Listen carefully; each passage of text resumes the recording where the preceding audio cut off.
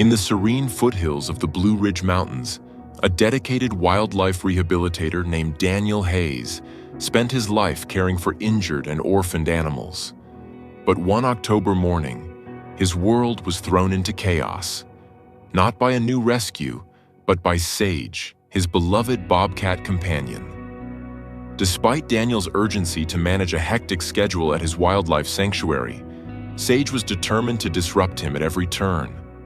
She relentlessly knocked over his coffee, scattered his papers, and even sabotaged his work on the computer. What Daniel first dismissed as mere misbehavior soon revealed itself as a heartfelt plea. Sage wasn't acting out. She was desperately trying to communicate something monumental, something Daniel had overlooked in his busy life. What was she trying to tell him? And why would her message change Daniel's life forever? Join us on this touching journey of patience, discovery, and the unspoken bonds that bridge the gap between humans and wildlife. What Sage was trying to tell him will truly melt your heart. Before we start, hit the like button and make sure to subscribe if you haven't, and hit that notification bell so that you won't miss any new stories. The morning mist clung to the foothills of the Blue Ridge Mountains like a whispered prayer, and Daniel Hayes knew it was going to be one of those days that tested every ounce of his patience. At 72, with hands gnarled from decades of caring for wounded wildlife at his sanctuary, he'd learned to read the signs. The way the October light filtered through his kitchen window, the restless energy crackling through the air, and most telling of all, the way Sage, his rescued Bobcat companion of 8 years, had been acting for the past week. Daniel had always been an early riser, awakening before dawn to begin his rounds of the 40-acre sanctuary he'd built with his own hands after retiring from his career as a park ranger. The Healing Haven Wildlife Sanctuary had become his life's work. A place where injured deer, orphaned raccoons, wounded birds of prey, and countless other creatures found refuge and healing. But this morning, as he tried to review the veterinary reports that had piled up on his desk, Sage seemed determined to make his work impossible. She'd appeared at his office door like a tawny shadow, her golden eyes fixed on him with an intensity that made his skin prickle. Sage was no ordinary pet. Daniel had found her as a 3-week-old kitten, barely alive after her mother had been killed by a car on the winding mountain road. He'd bottle-fed her, nursed her through bouts of illness, and watched her grow into a magnificent 30-pound predator who somehow still saw him as family. Most days, Sage respected his workspace. She'd curl up on the worn leather chair by the window, watching the world outside with the patient gaze of a creature who understood the rhythms of the sanctuary. But today, she was a 4-legged hurricane of disruption. "Sage, please," Daniel muttered as she leaped onto his desk for the 4th time in an hour, her substantial weight scattering papers and causing his coffee mug to teeter dangerously. "I've got 3 new intakes coming this afternoon, and I need to—" She fixed him with that stare again, and Daniel felt his words die in his throat. There was something different about her lately, something urgent and almost desperate in the way she looked at him. He gently lifted her off the desk, his arthritic hands registering the subtle changes in her body that he'd been too busy to notice before. She seemed fuller somehow, rounder. When he set her on the floor, she didn't retreat to her usual spot. Instead, she began to vocalize, not her typical chirp or purr, but a low, almost mournful sound that tugged at his heart. She rubbed against his legs with unusual persistence, then walked to the corner of the room where Daniel kept extra blankets and supplies.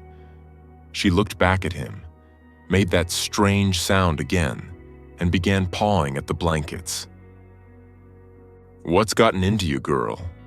Daniel asked, pushing his glasses up his nose. He'd been so focused on the sanctuary's needs, the injured red-tailed hawk that needed surgery, the orphaned bears that would need winter den preparation, the endless paperwork required to maintain their nonprofit status, that he'd barely noticed his companion's changing behavior. As the day progressed, Sage's antics escalated. When Daniel tried to prepare medication for the animals in the clinic, she planted herself directly in his path. When he attempted to return phone calls from concerned citizens about injured wildlife, she knocked the phone off its cradle with a deliberate swipe of her paw. Every time he scolded her or tried to redirect her attention, those amber eyes fixed on him with such profound emotion that he felt guilty for his irritation. By afternoon, Daniel's patience was wearing thin. He had a meeting with potential donors who could help fund a new education center, and he desperately needed to prepare his presentation. But Sage seemed determined to sabotage every effort. She'd positioned herself on his laptop keyboard, her warm body making the keys stick, her weight occasionally triggering random commands that deleted hours of work. "Sage!"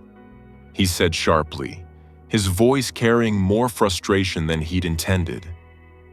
"I don't know what's wrong with you, but I need you to..." He stopped mid-sentence. The Bobcat had recoiled at his tone, her ears flattening against her skull, and for the first time since he'd known her, Daniel saw something in her eyes that looked like hurt. Real, genuine hurt. She let out a soft cry. Not the demanding yowl she used when she wanted attention, but something heartbreakingly vulnerable. Ashamed of his outburst, Daniel reached out to stroke her head, but Sage was already moving. She jumped down from the desk and padded to the corner again, where she'd been going all day. This time, Daniel really watched her. She sniffed at the pile of blankets, then began to knead them with her front paws, the way cats do when they're settling in for sleep. But there was an urgency to her movements, a purposefulness that made Daniel's throat tighten. Suddenly, like a punch to the gut, understanding hit him. How could he have been so blind?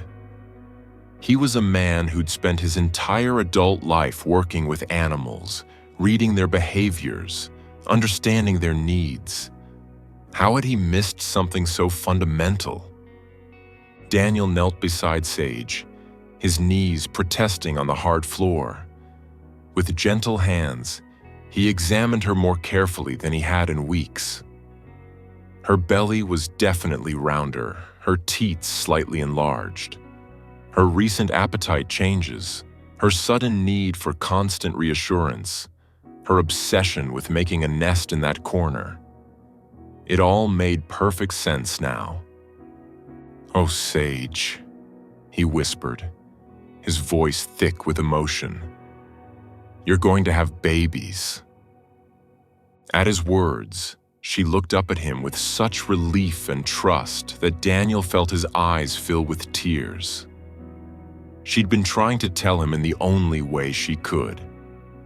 For weeks, her instincts had been screaming that she needed to prepare, that she needed his help, that something momentous was coming. And he'd been too caught up in his own worries to listen. The realization brought with it a flood of memories. Sage hadn't been spayed. Daniel had always planned to have it done, but her wild nature and the risks of surgery on a bobcat had made him hesitant. He'd been careful to keep her contained during what he assumed were her heat cycles. But last spring, during a particularly severe thunderstorm that had damaged part of the sanctuary's fencing, she must have gotten out for a few hours. Daniel's hands shook as he reached for his phone to call Dr. Patricia Williams, the wildlife veterinarian who'd become a dear friend over the years. Patricia had helped him with dozens of animals, but this felt different. This was Sage, his companion, his shadow, the creature who'd helped him heal after his wife Martha's death 5 years ago. "Pat, it's Daniel," he said when she answered. "I need you to come out to the sanctuary. It's Sage. I think she's pregnant, and I don't know how far along she is." Dr. Williams arrived within an hour, her kind face creased with concern. She was a small woman in her 60s with silver-streaked hair and hands that could gentle the wildest of creatures. Daniel had watched her save countless animals over the years, but he'd never needed her help for something so personal. "Let's take a look at our girl," she said softly, setting down her equipment bag. The examination confirmed Daniel's suspicions. Sage was indeed pregnant, and by doctor. Williams's estimation, she was close to giving birth, probably within the next week. The news should have been joyful, but it also brought complications. Sage had been raised by humans. She'd never learned maternal behaviors from her own mother. There was no way to know if her instincts would be enough to successfully birth and care for cubs. "We'll need to monitor her closely," Dr. Williams explained, her hand resting gently on Sage's head. Bobcats typically give birth to 2 to 4 kittens after a gestation of about 62 days. Given her history of human care, she might need assistance during the birth, especially if there are complications. That night, Daniel made a decision. He moved a cot into his office so he could stay close to Sage. She seemed to understand that he finally grasped what she'd been trying to communicate, and her earlier agitation had been replaced by a calm purposefulness. She spent hours arranging the blankets in the corner, turning in circles, testing the softness and positioning everything just so. Daniel watched her with a mix of awe and anxiety. This wild creature, who could take down a deer if she chose, was preparing to become a mother with the same careful attention to detail that any human parent might have. She'd been trying to tell him for weeks that she needed his help, that she trusted him to be there for the most vulnerable moment of her life. As the days passed, Daniel reorganized his entire schedule around Sage. He postponed meetings, delegated tasks to volunteers, and essentially put the rest of the sanctuary's operations on autopilot. Some might have called it excessive, but Daniel understood something that few people could. Sage wasn't just an animal he'd rescued. She was family. Dr. Williams visited daily, monitoring Sage's condition and teaching Daniel what to watch for. "First-time mothers can be unpredictable," she explained. "And with Sage's unique upbringing, we might see some behaviors that differ from typical bobcat maternal instincts."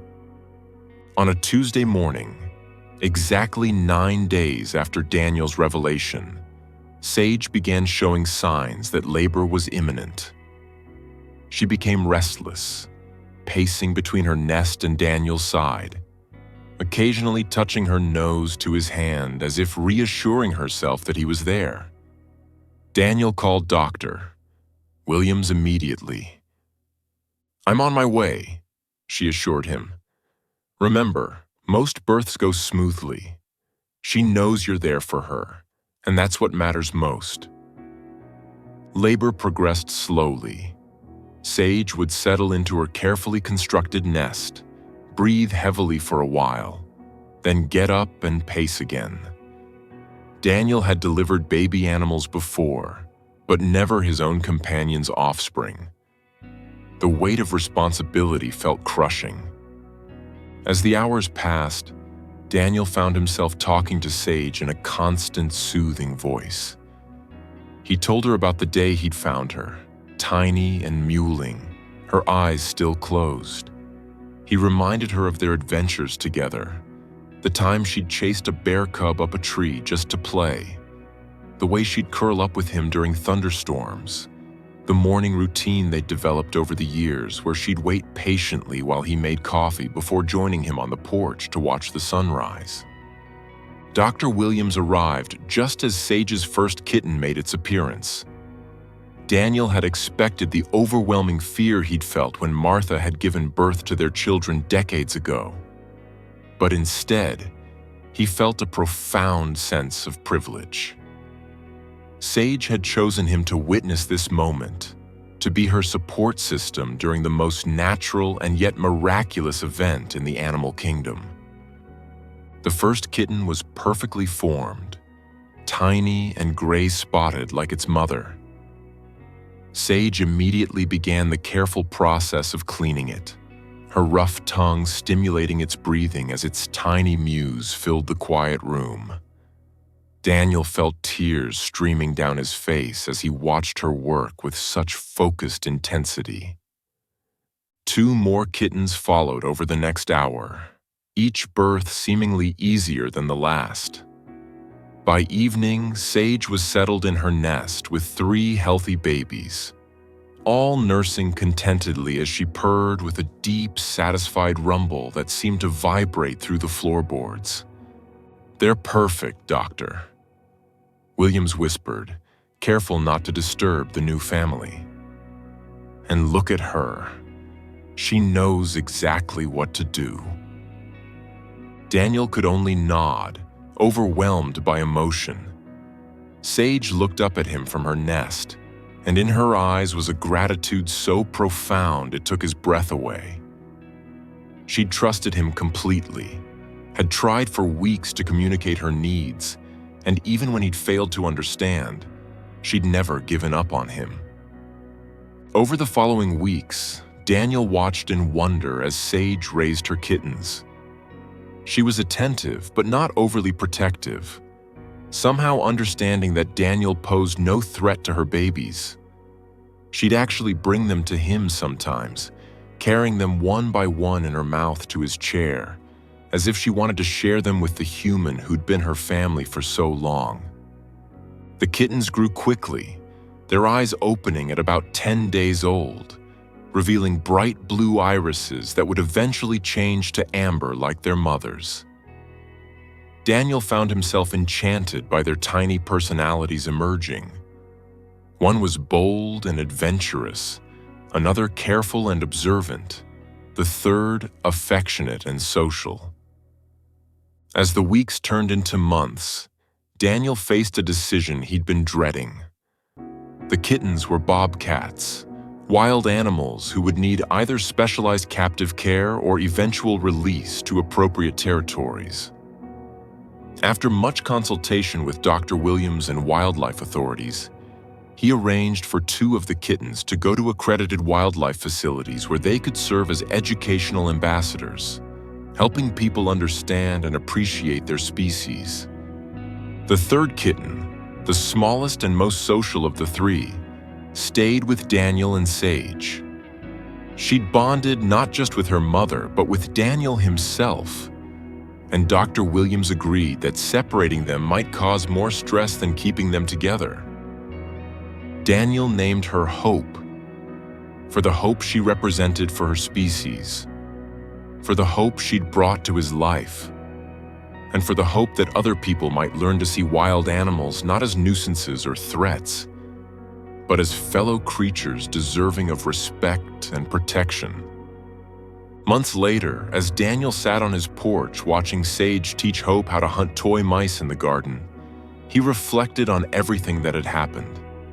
He'd nearly missed one of the most important moments of his companion's life because he'd been too busy, too focused on other things, too absorbed in his own concerns to really see what was right in front of him. Sage had taught him a lesson that went far beyond wildlife care. She'd reminded him that sometimes the most important communications come not in words, but in actions, in persistence, in the faith that those who love us will eventually understand what we're trying to say.